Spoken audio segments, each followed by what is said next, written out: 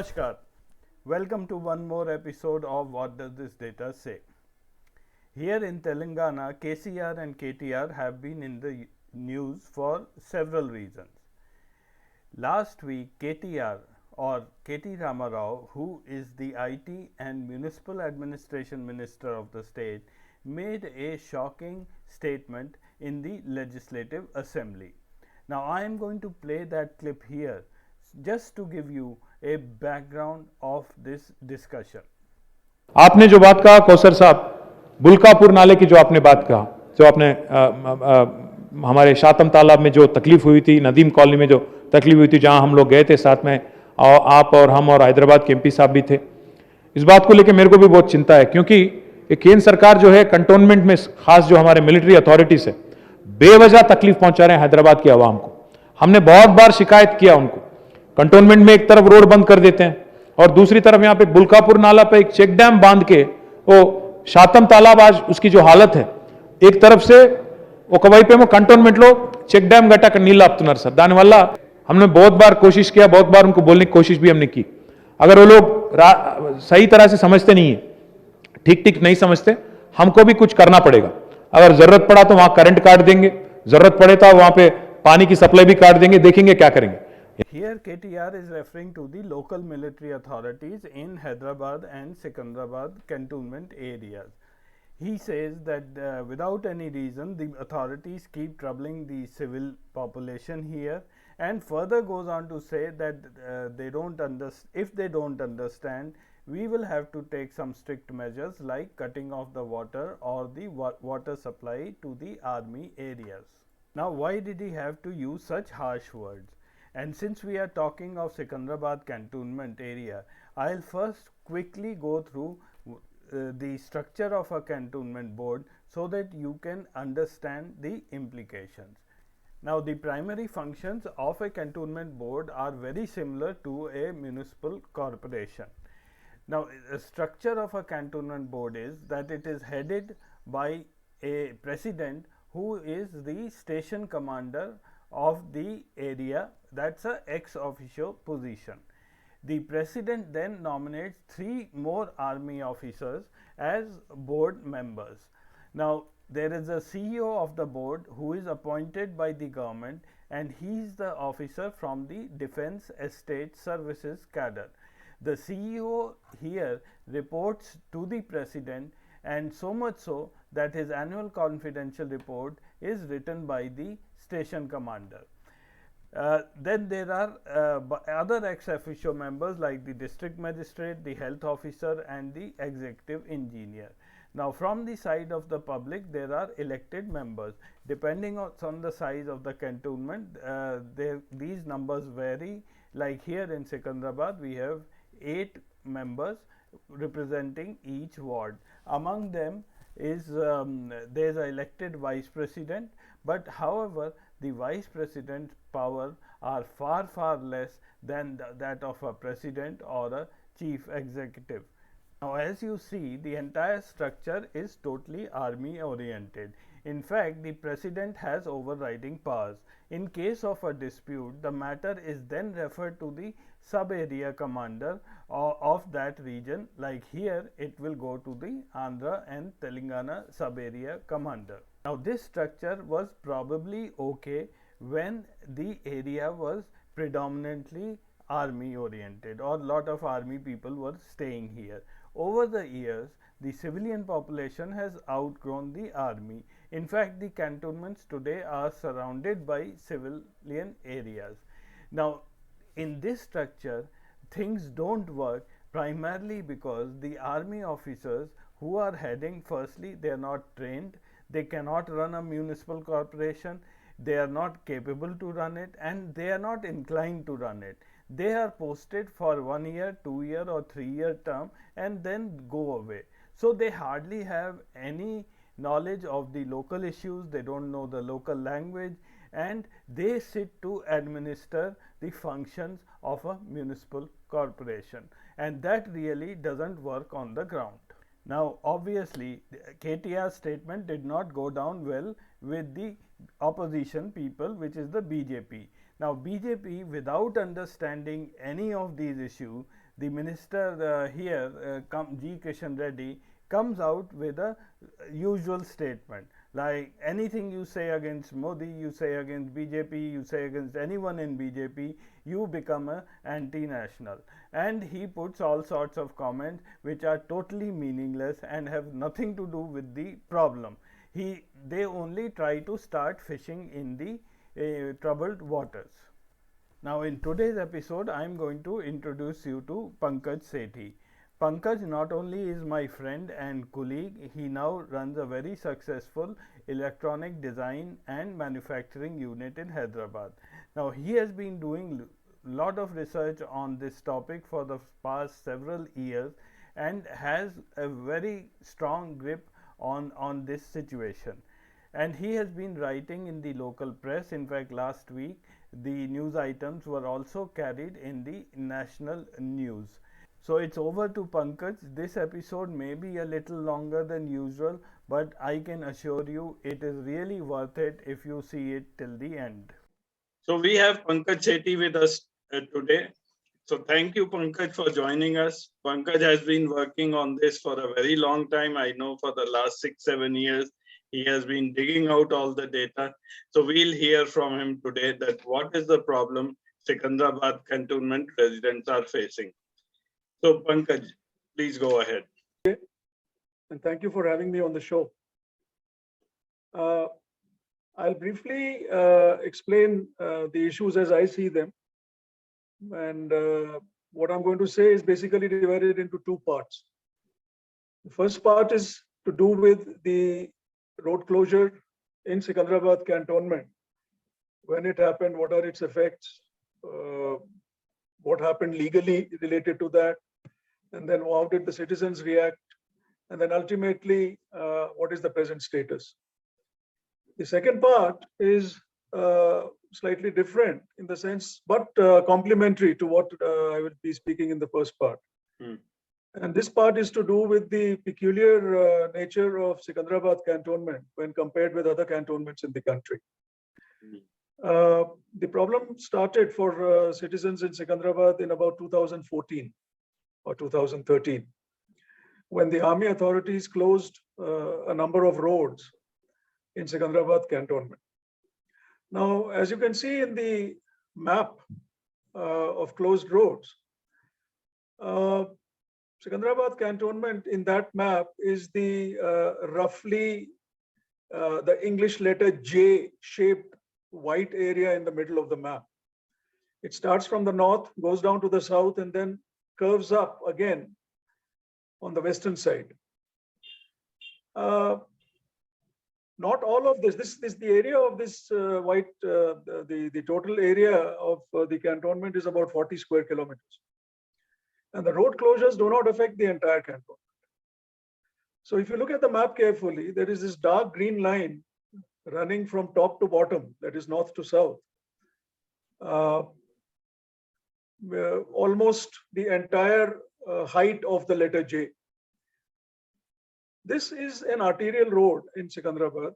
It is called Rajiv Rahadari. It is also State Highway 1, which connects Secunderabad to Karimnagar, Siddipet, and Chandrapur in Maharashtra. And as you can see, the red lines in the map indicate closed roads. The green lines indicate open roads. And most of these red lines, as you can see, are to the right of this thick gray line, which is Rajiv Rahadari or State Highway 1. Right meaning towards the east. Now, as you can see, although the north-south extent is almost 10 kilometers from a place called Hakimpet till Maredpalli, which is in the city, and Hakimpet is on the outskirts of the city. The east-west extent is not that much. The east-west extent is maybe a maximum of 2 kilometers. It narrows, it widens, but it's not more than about 2 kilometers at any place. Now, there's a whole area of Secunderabad which is to the east of these red lines. In other words, if you look at the entire city, this area is in the northeastern part of the city. And as you can see, the northeastern part of the city, anybody who stays in the northeastern part of the city necessarily has to use roads through the cantonment to access Rajiv Rahadari. And if you look at it, it comprises about 10% of the population of the city. Right. So that is the number of people who are affected by the road closure. This is because of the peculiar geography of the cantonment and the area in which the roads have been closed, the eastern part of the city. So these are very old roads, and suddenly they were closed in 2014. Now, let us move to the next step. So when these roads were closed, there was obviously a lot of angst. There was a lot of protest among the people. And ultimately, it led to some court cases also being filed in the then Andhra Pradesh High Court at Hyderabad. This was before the partition of the state into Telangana and Andhra Pradesh. So a bunch of petitions were filed, and the High Court, in its wisdom, combined all of them and heard them together. In its initial interim judgment, the High Court agreed with the petitioners, that is, with the citizens who were affected, and said that this road closure cannot be tolerated and the army must reopen all the roads. The army appealed against the interim judgment. They went to the division bench, including the then Chief Justice, who then remanded it back to the single judge who was hearing the case. And at this stage, army produced a sealed cover. Now, what is in the sealed cover, nobody knows, because the petitioners' lawyers were not shown the contents of the sealed cover. The judge listened to the army and he said, I've seen the sealed cover. There is a security threat. The army is allowed to close the roads. Now, so this is in a nutshell what happened in the court cases. In 2014, they were decided. Because after the court cases were decided in army's favor, army actually went ahead and started closing more roads. So that is when people started waking up. So there was a lot of protest. And at that time, Mr. Manohar Parrikar was the defense minister, and some of the local politicians represented to him. And he got orders issued. The High Court judgment was in September 2014, and in January 2015, he got orders issued from the Ministry of Defense to reopen the roads. Now, the roads were not reopened. And if we see, one of the reasons seems to be that the wording of the letter left certain loopholes, which the army exploited. So they said all these roads are roads within their unit lines. And the orders issued at the time of Mr. Parrikar said that, the reopening orders would apply to roads outside the unit lines. So this is the plea that the army took. And whenever somebody questioned them, they said, we have a security threat. They said, these are what they call A1 roads. And these are our roads. Public have no right of way on them. So this is when, the affected people wanted to find, and they were not getting a hearing. They wanted to find a solution to their woes. And some of them started, researching the matter in more detail. And in fact, I was also, because I stay in an area and I was also affected by the road closure. I also started doing a bit of research, and what we found is the High Court had been given wrong information, on the basis of which it probably reached an erroneous judgment. None of us are lawyers, including myself, but being affected people, we tried to read the applicable act, which is the Cantonments Act, and the rules framed under the Cantonments Act, which are the Cantonment Land Administration rules. I mean, it was a simple thing. What is this so-called A1 road? Is it really something which, they have the right to close unilaterally? So two things we found. One, in the law, there is a provision to close roads. There is something called the Section 258 of the Cantonments Act. It allows closure of what the Act calls streets. The word road is not used. The word street is used. And the street is defined in the Act as any road or path or passage or bridge, etc., over which public have right of way. That is the definition of a street. So if a street has to be closed, the competent authority to close the street is the Cantonment Board, and not the local military authority, which had actually been closing these roads. So the next step was to see whether these roads which had been closed are streets as per the definition of the Act, which means whether the public have right of way on that or not. So when we examined this particular aspect, we found that the rules which are framed under the Act, the Cantonment Land Administration Rules of 1937, have a clear-cut provision, have a clear-cut definition of what are A1 roads. So there were two things that were done. One, the Defence Estates Office was requested via an RTI application to furnish a extract of the General Land Register as the record pertains to the roads. And what we found is that the CLAR, the Cantonment Land Administration rules, clearly specify the method in which the roads have to be recorded. First thing it says is that each road over which public have right of way has to give in a separate survey number, separate from the plots of land around it. However, if a bunch of such roads are maintained by the same agency, in this case, the Military Engineering Service or MES, then the same number, they can all be clubbed under the same survey number.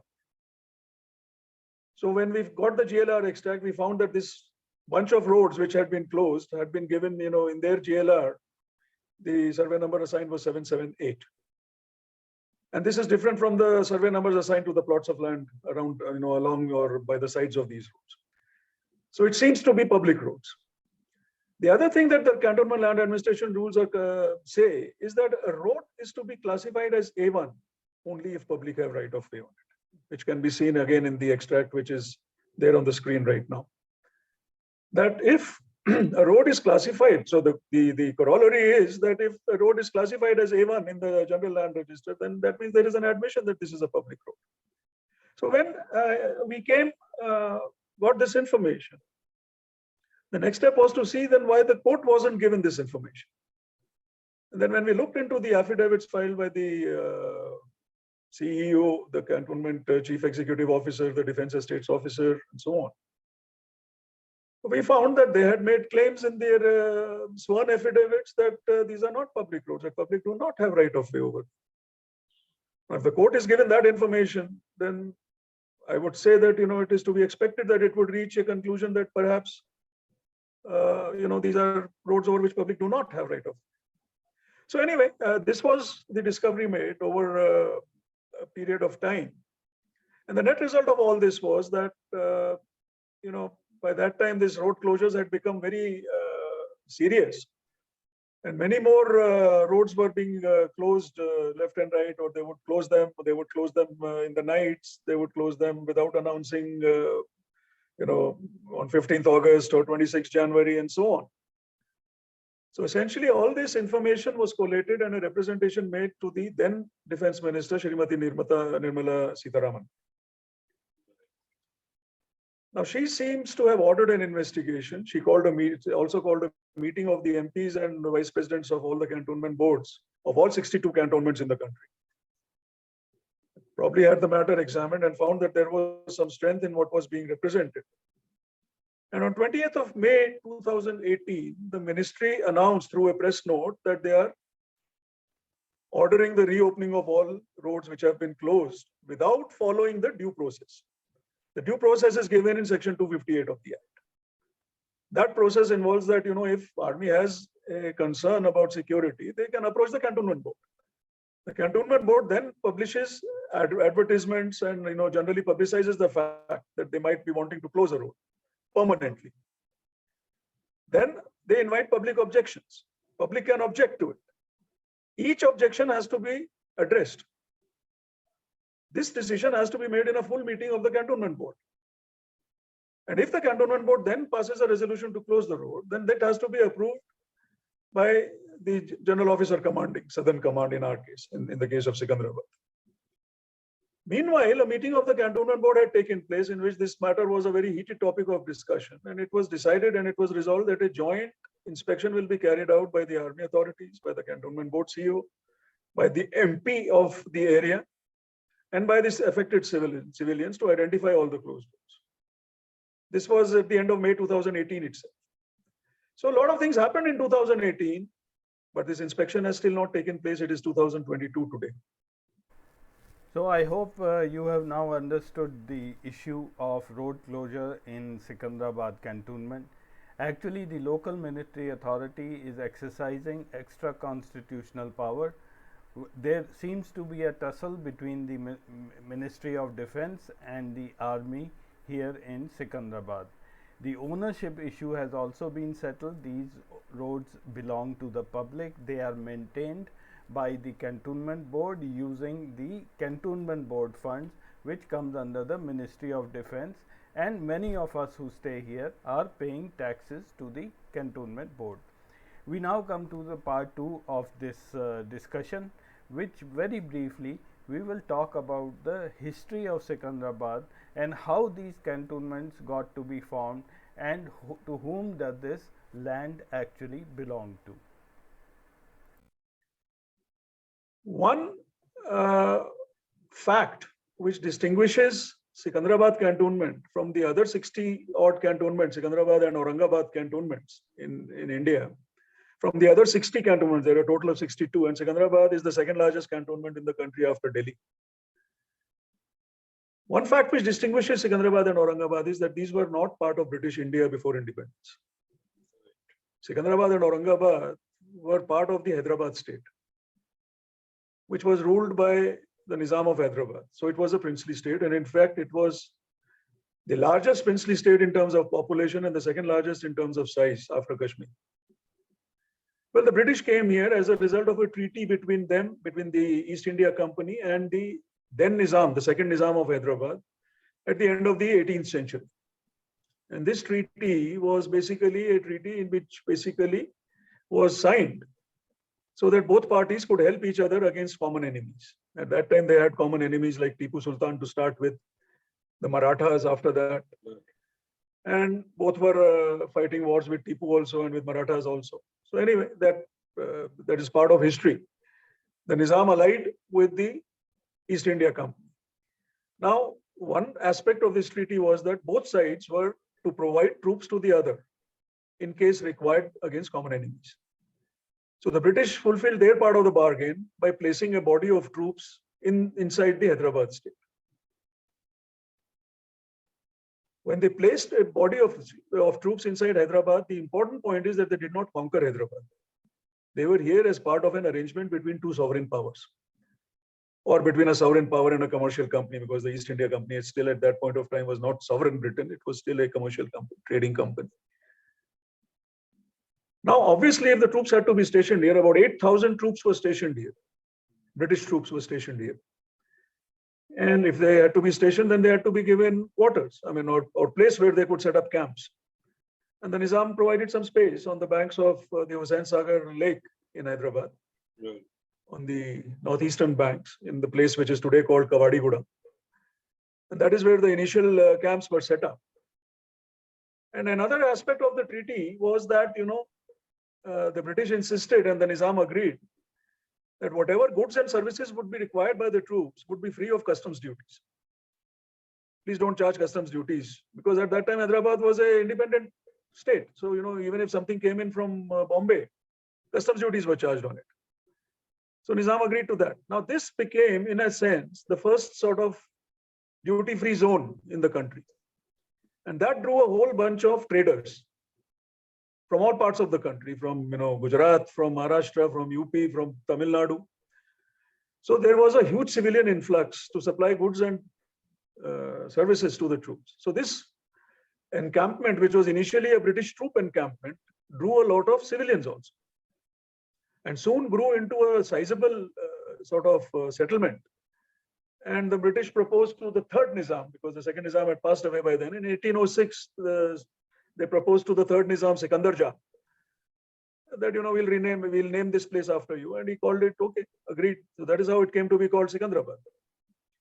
Now, as the British provided troops to the Nizam was also supposed to provide troops for the British as part of the treaty. So Nizam said, here is my troops, here are my troops. The British said, your troops are useless. Right. They have no training, low morale. So let us do one thing. We will set up troops, some more troops for you. At your cost, of course, because you're supposed to provide us troops. So they recruited some local troops, and at Nizam's cost, they set up another contingent. The first contingent, which was the first set of troops, 8,000 troops, were called the subsidiary troops, the subsidiary force, because the treaty was called the Treaty of Subsidiary Alliance. The second body of troops which was set up was called the Hyderabad contingent. This was supposed to be technically the Nizam's contribution to the British. But it was under the British because they set it up, saying that we will train them to our standards. And this bunch was provided quarters slightly north of Secunderabad, about 10 kilometers north of Secunderabad, in a place called Bolaram. So the Hyderabad contingent, which is what this body of troops was called, was stationed. So it was two separate cantonments of Bolaram and Secunderabad. And this business continued for almost a century. And these troops, by that time, by the end of the 19th century, the British had fought all their wars. They had defeated the Marathas, they had defeated the Sikhs. So everybody, whatever they had to conquer, they had conquered. And they basically were ruling about 60% of the country's area by then. The remaining 40% remained under the princely states, of which Hyderabad was one. And at that point of time, it was decided to disband the Hyderabad contingent, merge both these units with the so-called Indian Army, and also combine the cantonments of Bolaram and Secunderabad into one entity, which was called the Secunderabad, the Greater Secunderabad area, or Secunderabad. And because Bolaram was 10 kilometers north of Secunderabad, there were several villages between them, and those were also merged with this entity. So this is the crux of the matter. When this merger took place, the Nizam issued a farman merging these. And here is the proof that British did not own any land here. The farman clearly says, you can see it on the screen now. The farman clearly says that the ownership rights of the original owners will be protected. Right. Whether they are zamindars, the zamindars were actually not there, they were jagirdars, or Nizam himself, or private owners. Their rights are protected. Now, in the succeeding years, this question must have come up several times. The British themselves must have had doubts whether we own any piece of land, because by that time they were essentially ruling a lot of areas, and they owned the land in a lot of other parts of the country.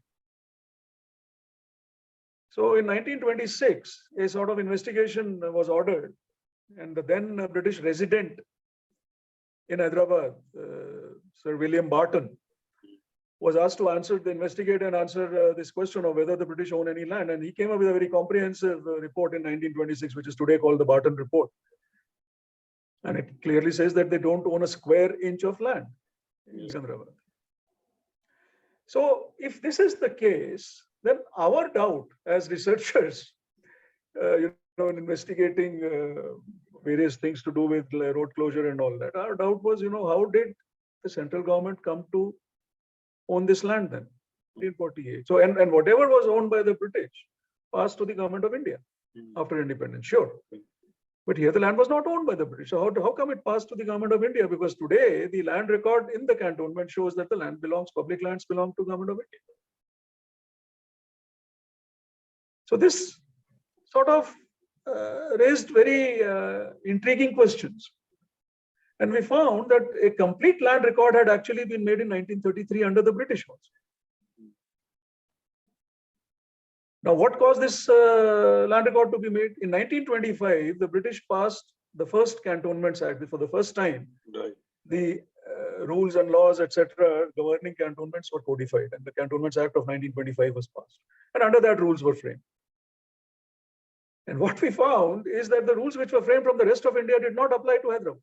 A special set of rules were made for Hyderabad, which are called the Cantonment Land Administration Rules, brackets, Hyderabad and Aurangabad, 1930. Right. And in that it is clearly, private land is recognized, Nizam land is recognized, Jagirs are recognized. Now, under these land rules, the purpose of the land rules is what? Is to create a land record. So the first proper land record was created under these rules in 1933.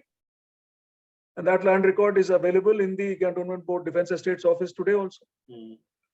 When that was obtained through an RTI, the entire land record clearly admits the presence of Nizam's land, of all sorts of privately owned and Jagir owned and government owned and state owned land, but nothing to do with the British. So how did this 1933 General Land Register transform into the 1956 General Land Register, which is still effective today, which is still counted on as a statutory document today? How did Government of India come to acquire this land or come to own this land? So when we tried to answer these questions, in fact, this was posed in one of the court cases. And the counter affidavit from the other side, from the defense side, was that the Nizam surrendered Nizam signed an instrument of surrender. The Nizam signed a instrument of accession, and so on. We said, show us. I mean, where is that instrument? And in this search, and in fact, this is a pretty recent discovery, the National Archives have some documents to offer. And those documents show what really happened, because Hyderabad did not merge with India in 1947. Right. In fact, the Nizam held out. Nizam didn't want to merge with India. He said, I'll be independent, like Kashmir was asking to be independent. And there was a huge turmoil going on in the state of Hyderabad at that time, because there was a massive farmers' revolt also going on around that same time. The farmers were revolting because they were being oppressed by the aristocracy who owned the land. And the farmers' revolt had become communist dominated. So finally, and there was also the communal angle, because there were this group called Razakars who had gone around, started, atrocities against Hindus and so on. So finally, Sardar Patel in 1948 decided enough is enough, and India sent in its troops in September of 1948. And the Nizam forces, had to, they were not really well equipped and all that, but so they surrendered in 3 days. And Hyderabad became part of India. Now the files in the archives show what happened after. So this army came in under General J.N. Chaudhary, Jayantanath Chaudhary. He was appointed also after Hyderabad surrendered. He was appointed military governor of Hyderabad under the control of Sardar Patel. Not directly, but through VP Menon. VP Menon was the advisor to the States Ministry. See, remember, 1948 means the constitution wasn't done yet. Constitution was still being prepared. The Constituent Assembly was sitting. So the interim government was in charge. And in the interim government, Sardar Patel headed the Ministry of States, as it was called. It was not called the Home Ministry at that time. It was called the Ministry of States. And VP Menon was his advisor. And in fact, today he is referred to as the chief architect of the integration of princely states with India. That was the major exercises going on. Already they had managed to convince almost all the states except 3-4, that is Junagadh, Travancore, Kashmir and Hyderabad. Junagadh was settled, Travancore was settled, Kashmir settled itself in a way because, Pakistan sent in its forces and then a ceasefire came. But Hyderabad was holding. And then now Hyderabad also had been, police action or whatever. It had become part of it. So now there was no popularly elected government here. The military governor was in charge. He was being controlled by the advised by the Ministry of States. Right. The two biggest problems facing them was the state was penniless. Despite the Nizam being the richest man in the world, the state was penniless, because the Nizam government in its last days had run the economy into the ground, literally. And secondly, there was this massive violent farmers' protest going on. They had already farmers had already taken control of over 350 villages in the districts of Golconda and Warangal. And they had burnt Jagirdars' houses, and there was a lot of violence going on, and armed revolt it was. So this needed to be tackled. And what General Chaudhary advised the Ministry of States was that, we need to tackle the root cause. We can put in police, we can put in a lot of law and order measures, but we need to tackle the root cause of the revolt. And the root cause is the land ownership. The fact that the farmer doesn't own the land. And, in fact, when he ordered a sort of a report, and within 4 weeks, to their credit, in 4 weeks, a report was prepared giving the entire land holding pattern of the state of Hyderabad. Of the 210,000 square kilometers, 20,000 plus square kilometers was directly owned by the Nizam of Hyderabad. Another 60,000 was Jagirdars, Paigas, and what are called Rajas of these Samsthan areas. And all of these were basically feudatories of the Nizam, in the sense that they were allowed to collect revenue. But that land did not belong to those Jagirdars or Rajas. It also belonged to the Nizam. So Nizam, directly or indirectly, owned 80,000 square kilometers out of 210,000. Almost, a third of the land area, or more than a third of 40% of the land area. What General Chaudhary said, we must prevail upon the Nizam to hand over these lands. Hand over to whom? Hand over to the new nascent state of Hyderabad, so that land reforms can be carried out. And if necessary, let us compensate. And this is what is revealed by these files. And it is a very interesting thing because, you know, it's basically a record of meetings and letters from Chaudhary after every time he met Nizam, his reaction, all that is there in that. And finally, the Nizam agreed. Well, Nizam agreed. There was a deal between the government of India and the Nizam, and his privy purse, which was promised to him, was enhanced from 50 lakhs per annum to 1 crore per annum.